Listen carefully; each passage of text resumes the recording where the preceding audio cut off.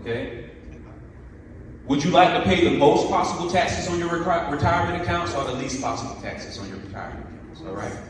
There's a lot of you have 401ks, a lot of you have IRAs, 403bs, all the deferred comp plans. All right? So I'm about to explain how that works. Okay?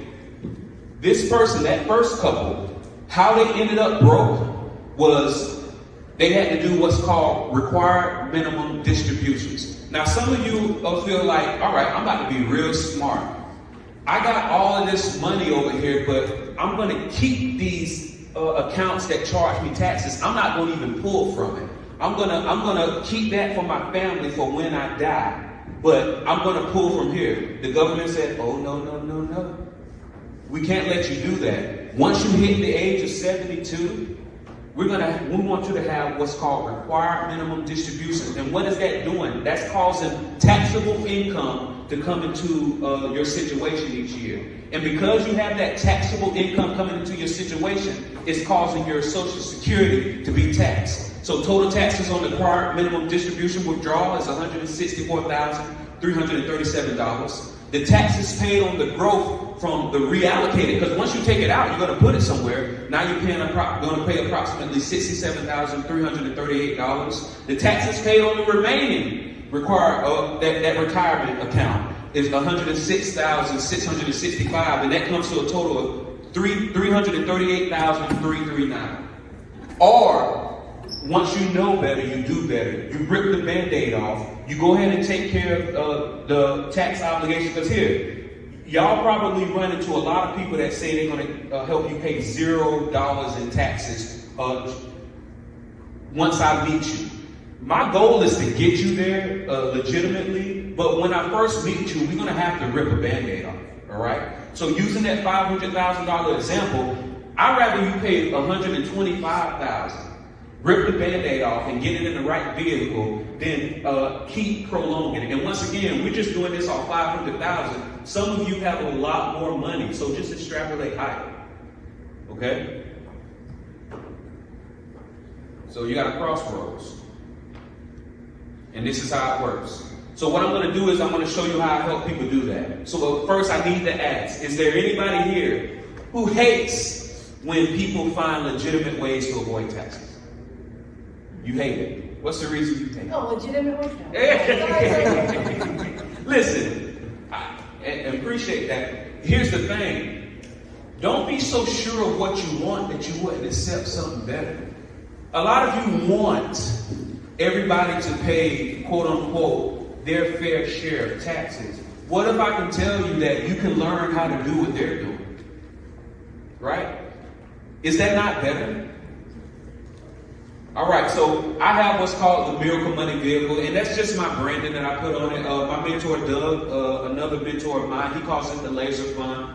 You have other people that call it different things. I call it the Miracle Money Vehicle, money infinitely reproduced in a compounded liquid estate, right? Because here, from most important to, least important, you want your money to be liquid, you want it to be safe, you wanted to have a good predictable rates of return, and you want it to be tax-free. Most people jump straight to number 3. They say, oh, this is going to earn me, X amount of percent per year. But it don't matter how much it's earning you. If you can't get to it, what does it matter? A lot of you are under the age of 59 and a half contributing to a qualified retirement account. If you can't get to it without being penalized and taxed, what does it matter?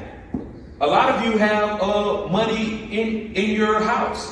I work with a lot of people that are house rich and cash poor.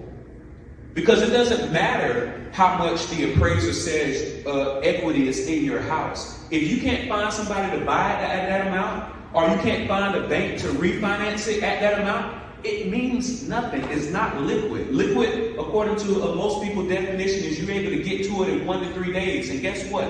When you need the money the most, that's when you can't get to it, right? You also want your money to be safe. After it's liquid, after you can get to it within 1 to 3 days, you want it to be safe, right? Now, just because it's safe doesn't mean that it's the best vehicle. Because guess what? If you put your money directly into a savings account, it's safe. Right? but it's earning less than 1% interest. And I know some of you now, I have a high yield savings account, it's earning 5. All right, okay, cool. It's still taxable, right? It's still earning less than what it could, right? So yeah, it's one thing for it to be liquid, but you want it to be safe, because guess what? I don't even have to see any of your 401ks or your 403bs or any of your qualified retirement accounts, but I can tell you right now, if you were to print out your performance from when you first started it to now, your principal has been dropping an average of 30 to 40% every 3 to 4 years. I can tell you that right now. I can bet you any amount of money, if you do that, it's dropping 30 to 40% for the past every 3 to 4 years. And the reason why it seems like it's growing is because you're actively contributing to it. Talk to anybody who's left a job that they stopped contributing to it and tell me if it's still growing. It's not, right? The only reason it's growing is because you're actively contributing to it. So yes, you want it to be liquid. You want it to be safe, but you also wanted to have a good rate of return, all right?